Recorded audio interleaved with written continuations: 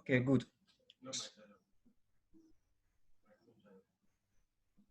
So we are going to talk about clinical endocrinology. Okay, and this is very important because when you come to the clinical years,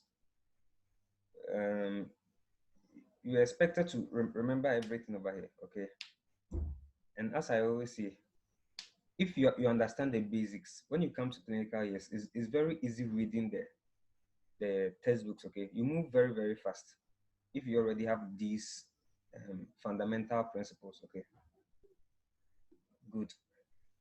So as I always do, I'm first going to give you guys a story. Okay, 5 minutes. I'm going to summarize everything in 5 minutes. Then we will go through the slides quickly. Okay, good.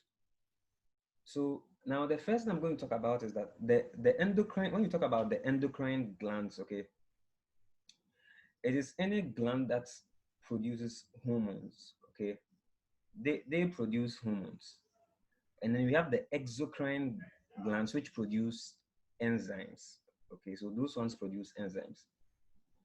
We call the endocrine glands the ductless glands, okay, because they don't secrete their hormones into duct, okay, so their hormones are secreted straight away into the bloodstream. Good. So the term endocrine means that when the glands produce these hormones, okay, the hormones have their effect on distant organs. Okay, that's the endocrine. We also have a term like autocrine and paracrine, okay, which I'm sure you guys know. But we are talking about the endocrine system. Now, the endocrine system, together with the nervous system, they work closely, okay? So the two systems are responsible for what is called coordination and control.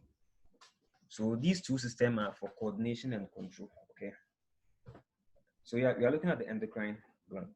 So the endocrine gland, we are going to look at three things, okay? The glands, the hormones they produce, okay? And then the effects of the hormones, or the uses of the hormones, or the functions of the hormones. Then the third one is the disease conditions that arise as a result of pathologies of these glands. Okay, so that's what we'll be talking about this evening. Please, can you guys hear me clearly? Yeah. Yes, please. Okay, good. Yeah. So now this is the story. Okay. Now, if you are asked to talk about the endocrine gland, okay, you don't need any textbook. All you need to remember is that we have some glands, and then the glands produce hormones, and the hormones have effects on distant organs. Okay.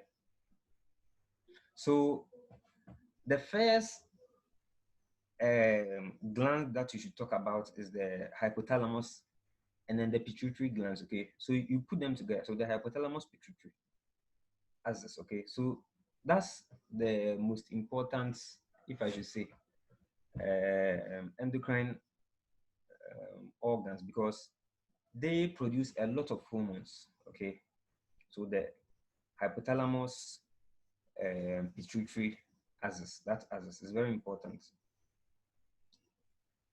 So when you take the hypothalamus, remember that the hypothalamus is part of the central nervous system, as well as it's also part of the endocrine system. Okay, and it releases certain hormones. Okay, we call them the releasing hormones that have their effects on the pituitary gland. So the hypothalamus just controls the pituitary glands. Okay. Yeah, we there. And yes. No. Okay. So the hypothalamus controls the pituitary glands. Good. So when you take the pituitary gland, as we know, there are two parts of the pituitary gland. We have the anterior pituitary gland and the posterior pituitary gland. Okay, the anterior pituitary gland, okay, because it came um, um, from the pharynx. Okay, if you remember the embryology, it's coming from the pharynx. Okay, I think we call it the rat case pouch or something like that. Okay, so it's an epithelium. Okay, it's a glandular tissue. Okay, so because of this, we call it the adenohypophysis. Remember that the pituitary gland is also called the hypophysis or the hypophyseal gland. Okay, the anterior part is called the adenohypophysis, and the posterior part is connected to the hypothalamus. So the posterior part is more or less like neurons. Okay, so we call that one the neurohypophysis. Okay, good.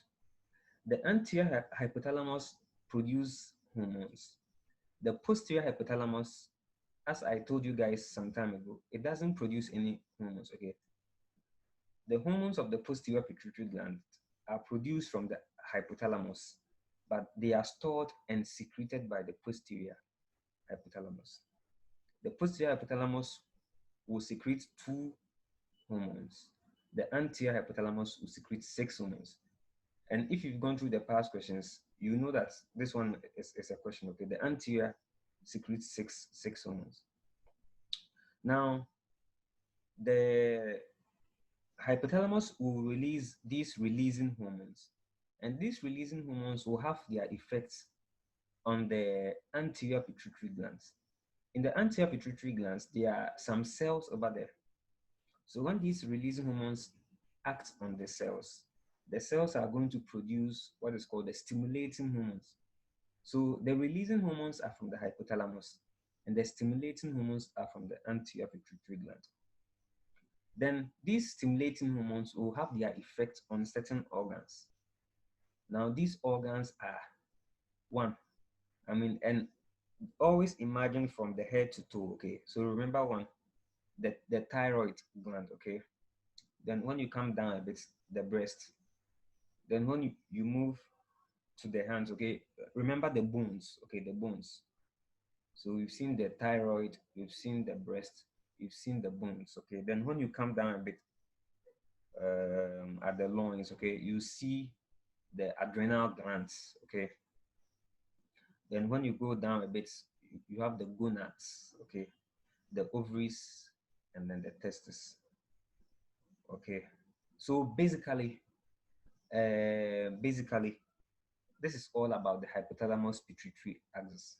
Okay, so let's go through the slides and go a bit more into details.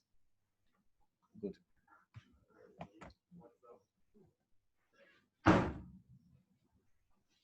Okay, so I've emphasized most of the things. Okay, remember that the hypothalamus is from the diencephalon of the brain, and I said that it synthesizes hormones and transport them to the posterior pituitary gland. So the hormones in the posterior pituitary glands, actually, they are synthesized from the hypothalamus. Good. Not only that, they also secrete regulatory or releasing hormones that control the endocrine cells of the anterior pituitary glands, okay, which I have also emphasized. Good. Now, the hypothalamus, as we say, is the central gland for regulation. Okay, that's a central gland for regulation. It is regulated by what is called the negative feedback mechanism. Okay, or the end products inhibition. So the final hormones that are produced are going to inhibit the the hypothalamus. Good. Not only that, but there are some also there are some other regulation from the brain itself. Good. So these are the releasing hormones from the hypothalamus. Okay. So we have the thyrotropin releasing hormone, gonadotropin, growth hormone releasing hormone, corticotropin releasing hormone. Okay, so these four are the releasing hormones. And the names should tell you their ultimate function. Okay, thyroid, when you see this, the thyroid, gonad, you know the testis and the ovaries. Growth hormone releasing hormone. I mean, from the name, you should be able to tell what it's going to do. Corticotropin. Okay, corticotropin. When you hear cortico, we are talking about the adrenal cortex. Okay, so the cortico just means the adrenal cortex. Okay, and then we have these two. This one, dopamine, now is a neurotransmitter, and then this somatostatin is a hormone. Okay, they are also produced from the hypothalamus. Okay, but remember that they have negative effects. Okay, so just remember that they have negative effects. Good. Now let me just emphasize it. When you see soma, okay, soma means body. Statin means to stop or static. Okay, something like static. So by the name, you should be able to tell its function. Okay, so now let's look at them one by one. Now let's look at the first one. The first one is the TRH, okay, the thyrotropin releasing hormone. And for your MCQ purposes, okay, try and memorize the number of amino acids. Write them somewhere, and then the night before the exams or the morning before the exams, you just memorize them because at times they ask those questions. Okay, good. So the first one is the thyrotropin releasing hormone, and it's a tripeptide. It's just only 3 amino acids. Okay, so just 3 amino acids: glutamine, histamine, proline. Okay, you can get a mnemonic to memorize that. Maybe let me see if I can get one. Ghana health policies. Okay, so glutamine, histamine, proline, something like that. Remember it's 3. Now its main function is to stimulate the thyroid, or is to cause the release of the thyroid stimulating hormone. The thyroid stimulating hormone. This is what everyone knows, but it has another important function, and I'm going to repeat this 4 times. That the thyrotropin releasing hormone also stimulates prolactin. Last one. 2. Thyrotropin releasing hormone also stimulates prolactin. The second time. Thyrotropin releasing hormone stimulates prolactin. The third time. Thyrotropin releasing hormone stimulates prolactin. I've said it 4 times. And then later on in the slides, I'm going to ask you this question: that why is it that someone with hypothyroidism can develop hyperprolactinemia? Okay, so just think about it. When you get there, I'll emphasize it again. Good. Let's go to the second one. The second one is the gonadotropin releasing hormone. And from the name, it's going to cause the cells of the anterior pituitary gland to release the gonadotropins. Okay. Good.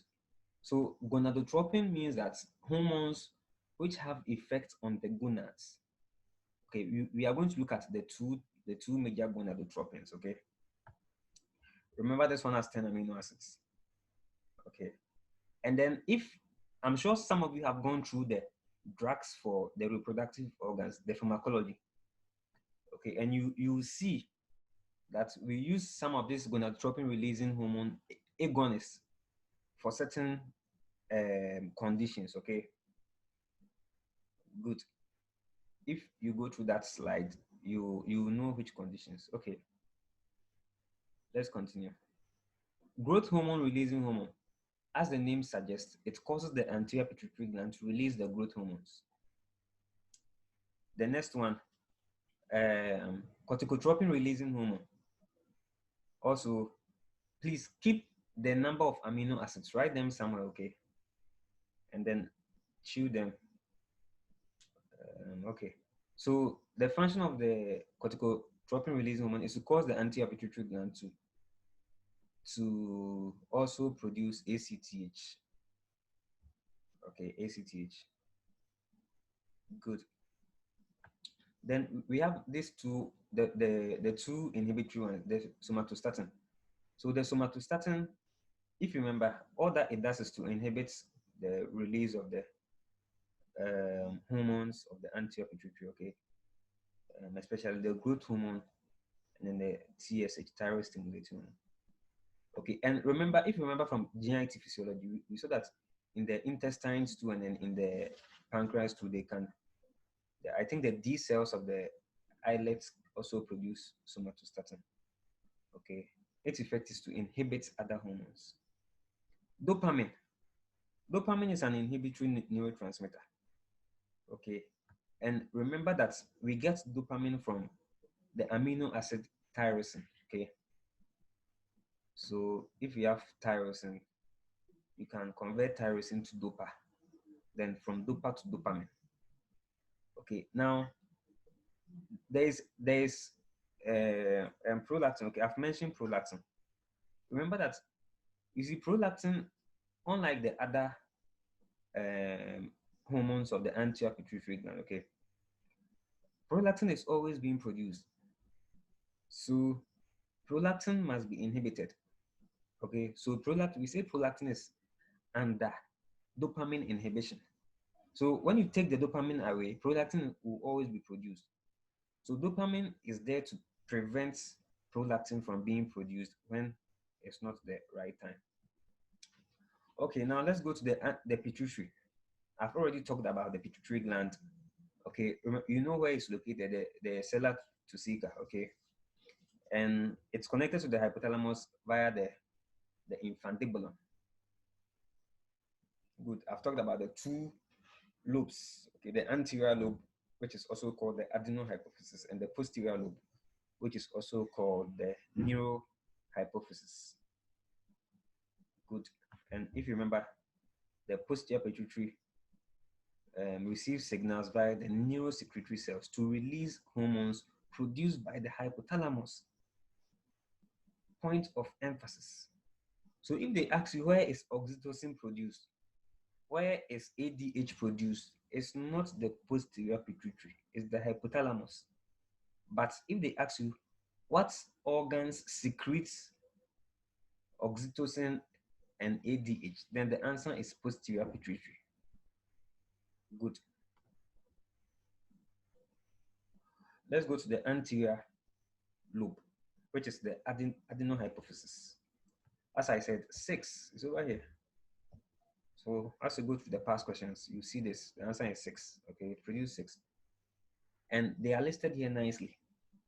You take them one by one. Remember, and as I said, the names also should tell you their functions. Okay, we have the thyroid stimulating hormone, the gonadotropins. When you talk about gonadotropins, I said there are two major hormones: the follicle stimulating one and the luteinizing hormone. These two are the gonadotropins. Okay, good. Then we have the prolactin, the growth hormone, the ACTH, and then we also have the alpha melanocyte stimulating hormone. So 6. Okay, let's take the first one, thyroid stimulating hormone. Now, there are certain hormones, okay, they are closely related. The thyroid stimulating hormone and then the gonadotropins. These two hormones are very, very much alike. In fact, they all have two subunits, the alpha subunits and the beta subunits. Okay, so for all of them, so that means that for thyroid stimulating hormone, okay, it has an alpha subunit and the beta subunits. Okay, now the alpha subunit, okay, the alpha subunit is the same for the gonadotropin. You see, the gonadotropin also have two units, alpha subunit and beta subunit. Thyroid stimulating hormone also have alpha subunit and beta subunit. There is also another hormone called the human chorionic gonadotropin. Okay, This is produced by the placenta. It also has an alpha subunit and then a beta subunit. Okay, so they are almost the same. The difference between these are from the beta subunits. So it's the beta subunits that gives them their unique properties. The alpha subunits are the same. Okay, now I'm saying this because, and it has a lot of clinical implication. There's a condition we call the molar pregnancy, okay, molar pregnancy, where the person produces a lot of what is called beta HCG, okay, beta HCG. And one of the complications of this condition is that it can cause a lot of thyroid hormone to be produced. And the reason is simple because, as I said, it resembles the thyroid stimulating hormone. So if you have a lot of the HCG, okay, it can also act like the thyroid stimulating hormone. Okay, good. So we've seen that it is released by the thyroid releasing hormone. Okay, and then the function of the thyroid stimulating hormone is to cause the thyroid gland to produce thyroxine, that is T4. Okay, good. So now from here, let me mention these two conditions before we move on. There is a condition we call the Graves' disease. Okay, and with Graves' disease, what is happening is that you have a certain antibody which resembles TSH. So what that antibody is going to do is that it's also going to stimulate the thyroid gland to produce a lot of thyroxine. Okay, so that's Graves' disease. It leads to hyperthyroidism. So that means that you're having a certain antibody which uh, which stimulates which resembles the thyroid stimulating hormone, and then that can also stimulate the thyroid to produce a lot of um, um, thyroid hormones. Okay, there's also another condition we call the Hashimoto. Now, the difference between the Graves' disease and Hashimoto, you see, for Hashimoto, what is happening is that the the antibodies are rather destroying the receptors. Okay, so for Hashimoto disease, initially in the initial phase of the disease, they have hyperthyroidism. Okay, but in the long term, they will eventually have hypothyroidism because you have destroyed all the TSH receptors. So now the TSH cannot control the thyroid gland. Okay, so that one is what is called the Hashimoto disease. It's different from the Graves' disease. Okay, let's go. Good. Now let's go to the gonadotropins. Okay, I said there are two of them: follicle stimulating hormone and then LH, which is luteinizing hormone. And then, as I have already said, they all have the same alpha subunits as in TSH and LH. So they are almost identical. Okay. Once again, the difference is in the beta chain, okay, or the beta subunit. Now, the function of FSH, okay, and LH is dependent on the person's sex, okay, depending on whether the person is male or female. So when they ask you to list the function of FSH, just group them male, female, okay, function of LH, male, female. Now, in the female, let's take FSH. What's the function of FSH in females? As the name implies, follicle stimulating hormone. So it leads to development of the follicles. So it causes the follicles to mature. Okay, that's its function. And as the follicles mature, the follicles release estrogen. Okay, so as the follicles mature, they produce estrogen. Good. In males, the function of the follicle stimulating hormone, okay, is to ensure effective spermatogenesis. Okay, so formation of sperm. So these are the two functions of FSH and SH. Sorry, FSH in males and females. In females, development of follicles. In males, spermatogenesis. When you take luteinizing hormone, the same thing. The alpha subunits are the same. The difference is in the beta subunits. the functions too are different in males and females. Okay, in females, the luteinizing hormone surges. Okay, what is called the luteinizing hormone surge or increase. When it increases in the blood, then what happens is that it causes ovulation. Okay, so luteinizing hormone is responsible for ovulation. Good. Now, after ovulation, if you remember, okay, the remnant of the follicles will form what is called the corpus luteum. And what this corpus luteum does is that it produces progesterone. So that if after the ovulation there is fertilization, okay, the progesterone produced by the corpus luteum will maintain the pregnancy. Okay, so that's something that you should know. Good. Then in males, the function of luteinizing hormone, remember I always use this LL. Okay, so luteinizing hormone works on the Leydig cells. Okay, and the function of the Leydig cell is to secrete testosterone, which is the male hormone. Good. Now let's go to the prolactin. Okay, once again, remember the number of amino acids. And prolactin, as I have always been emphasizing, it is under the control of dopamine. Okay, so dopamine inhibits the release of prolactin. So if the dopamine stops, then the prolactin will be secreted. Now, what causes release of prolactin? Okay, and we know prolactin is for milk production. Remember this, prolactin is for milk production. And then oh, oxytocin is for milk secretion. Okay, so oxytocin is for milk secretion, prolactin is for milk production. They are not the same. Okay, so that means that if a woman wants to produce breast milk, okay, there are conditions. One, for someone who is pregnant, okay, for a pregnant woman, okay, the pregnant woman or the lactating woman needs to produce a lot of breast milk. Okay. Two, suckling. So the more the baby sucks the breast milk, the more prolactin is produced to produce more breast milk.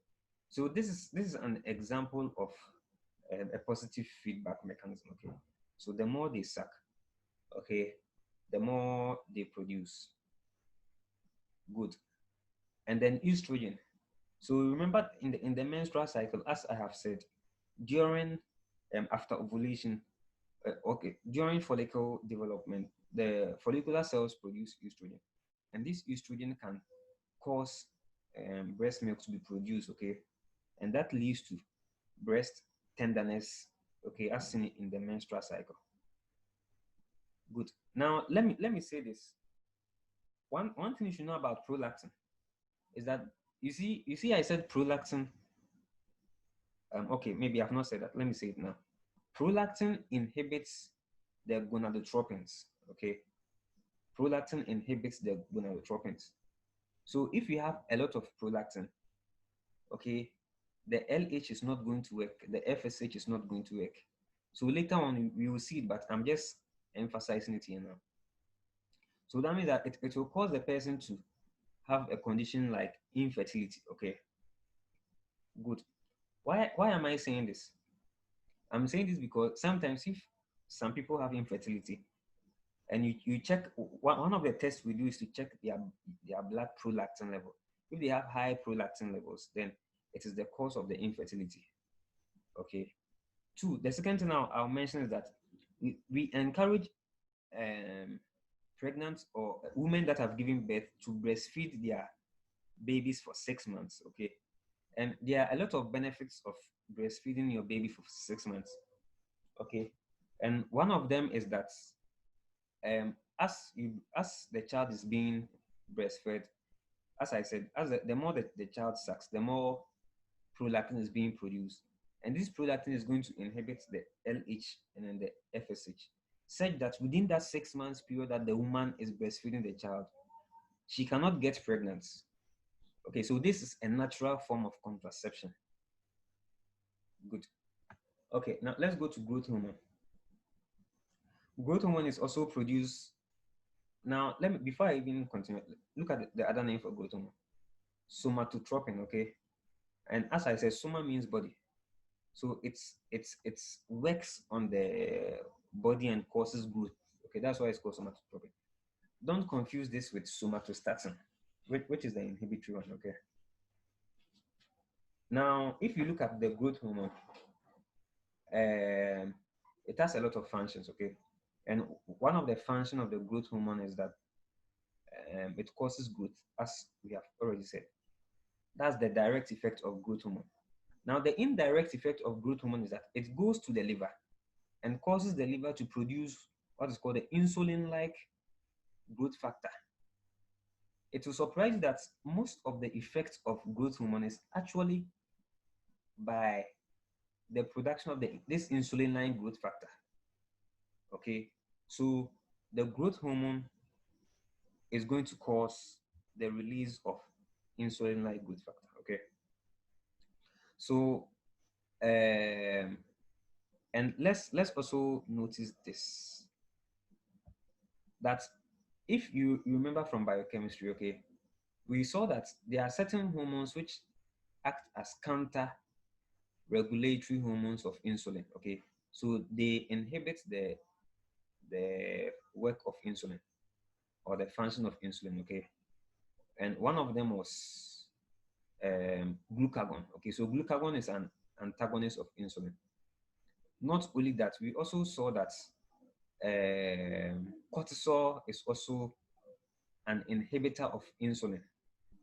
Not only that, we also saw that adrenaline is also an inhibitor of insulin. Not only that,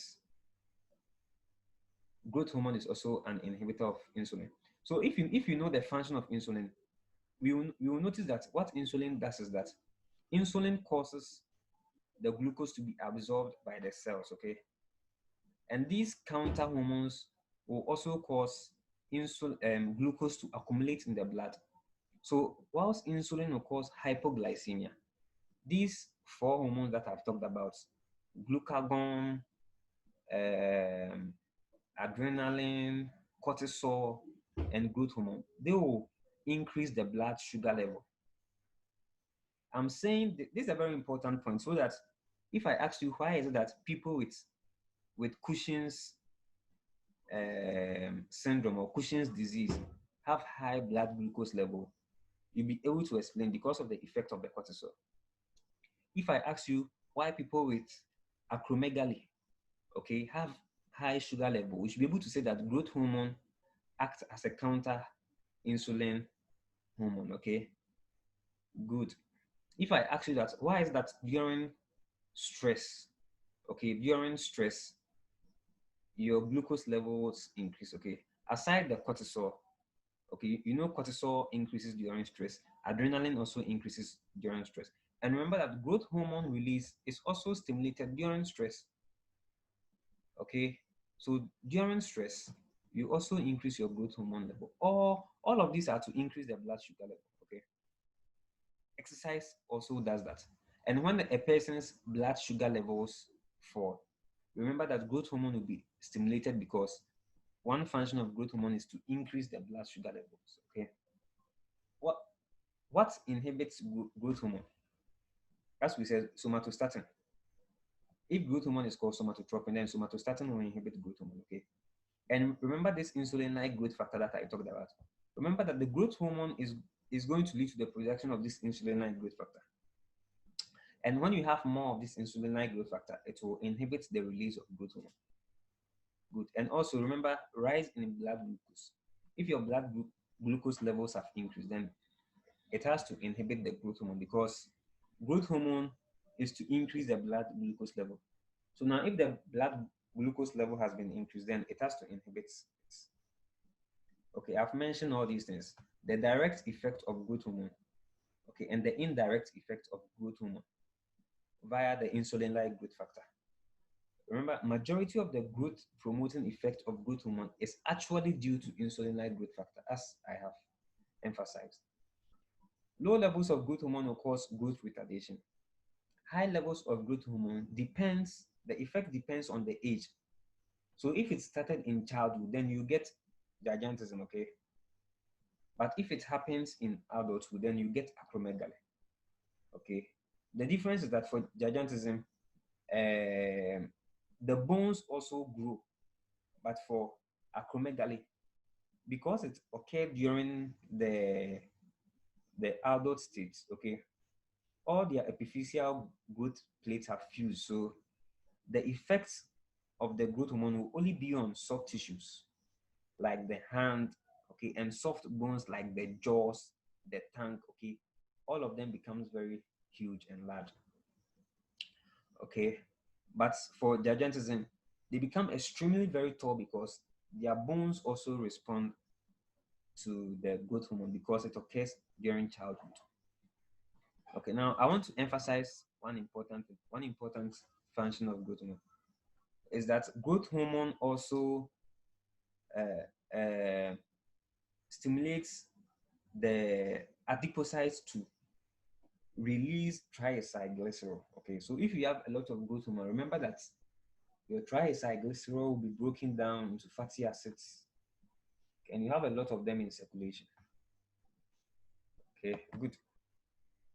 Let's go to ACTH. Okay, for ACTH, remember the number of peptides. Okay, the function of ACTH is to cause the adrenal cortex to produce their hormones. Okay, to produce their hormones. Now, remember that for the adrenal cortex, if you remember from histology, there are three parts. Okay, and the mnemonic is GFR. If you remember GFR from the renal physiology, okay, it's the same thing. So G is glomerulosa, F is fasciculata, or is it fascicularis or something like that? And then the R is reticularis. Okay, so these are the three parts of the adrenal cortex, and they produce specific hormones. Okay, and as I always give this mnemonic, the hormones are SSS, so S3, triple S. Okay, and then this part is very bad, but I mean it's just for mnemonic purpose. So from the outside to the inside, okay, or from the outermost to the innermost. Remember, the glomerulosa is outermost, then the reticularis is innermost, okay. So the hormones they produce, the outermost one will produce salt regulating hormones. Then the innermost one will produce more of the sugar regulating hormones. Then the innermost one, okay, the innermost one. So the outer one, the the the inner one, then the innermost one, okay. The innermost one will produce the sex hormones. So if you look at the direction from outer to inner, as I always say, it's like the direction of how do you call it? Increasing sweetness. Okay, so salt will come first, then sugar will come first, then sex will come last. Okay, so it's in that direction. I mean, it's a mnemonic. So that means that salt is from the outermost one, then sugar is from the middle one, then the sex hormones are from the innermost one. Okay, so the sugar. Okay, let me start with the salt. The salt regulating ones are the aldosterone. Okay, so aldosterone is the salt regulating one, and we call those ones the mineralocorticoids. So those ones, their effects is more on sodium and other electrolytes regulation or metabolism. Okay, then the inner one is the glucocorticoids. So those ones have effect on glucose regulation. Okay, then the innermost one is the sex hormones. Okay, good. But one thing I want to emphasize is that if I take aldosterone, though aldosterone has mineralocorticoid effect, it also has a bit of glucocorticoid effects. And also, though cortisol has much of glucocorticoid effect, it also has some mineralocorticoid effects. So they are not different. That's the reason why if you take someone with Cushing's, okay, disease, where they have a lot of cortisol, some of the pathology, okay, it's like someone with high aldosterone levels, okay, and we will look at them, Okay, so they share the function, but just that in cortisol, the glucocorticoid function is more. In aldosterone, the mineralocorticoid function is more. But they also have other functions as well. Okay, good. Now, ACTH, okay, also has another function. It can stimulate melanocytes. So melanocytes are the cells that um, produce melanin. Okay, so they produce melanin. So someone with high ACTH level, you realize that the person will have hyperpigmentation. If you say hyperpigmentation, you mean dark spots. Okay, in the oral cavity. So if you look in a person's mouth, there are a lot of dark pigmentations over there. Okay, even if you can do an endoscopy and go into the person's GIT, you see that there are still some hyperpigmentation. Okay, the skin also is hyperpigmented. Good. Now, one important thing I'm going to mention over here, which you should know, is that for ACTH production, okay, the maximum production is at 8 o'clock in the morning. And this is important when we come to the various tests we perform, okay, 8 a.m. in the morning. And I always use this because remember, ACTH is going to lead to cortisol, and cortisol is preparing you for the stress of the day. So remember, when you wake up in the morning, 8 a.m., that's where ACTH and cortisol productions are maximum. And late at midnight, okay, it's minimum because you're about to sleep. You don't need much of those. Okay, good. For the posterior pituitary, we've talked about them. Antidiuretic hormone, I've talked about it during the water regulation, how do you call it, lectures, so I'll not talk about it. Oxytocin, let's look at oxytocin. For oxytocin, as you know,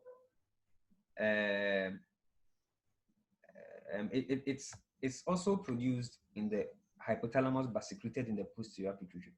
And if you look at it carefully, they are ADH and then oxytocin. They are almost the same. The only difference is that ADH has arginine somewhere. Okay, there's a substitution for arginine. Okay, so that's why most often we call ADH arginine vasopressin. Okay, but the structure is almost identical. So oxytocin has function on smooth muscles. Okay, and then also on the breast ducts. Okay, the ducts. They are all smooth muscles. So the major function of oxytocin is for the uterine contraction. Okay. So if you come to the ward and then someone is in labor, we give them oxytocin so that the uterus can contract. Okay. Good. And also another function of the oxytocin, as I said, is for breast milk secretion, whilst prolactin is breast milk production. Okay. Remember that. But aside these, they also have other functions, like bond between male and female after they have mated. So as I always jokingly say, that if we want to find out whether someone is a virgin or not, okay, after marriage, okay, when they are done doing their things, we can measure the oxytocin level. For someone who has already had sex before, it's not be increased. Okay, so we can use this to catch people. Okay, good. It also increases the bonding between mother and her newborn. Okay, and it also increases trust level. So if you want your boyfriend or girlfriend to trust you, go and buy oxytocin and then inject it while they are sleeping. Okay, good. So let's look at, so we are done with it. We are done with their functions and everything. Now let's look at the diseases. The diseases, once you understand the functions very well, the disease becomes very simple. Okay. Okay, so before we continue, any questions?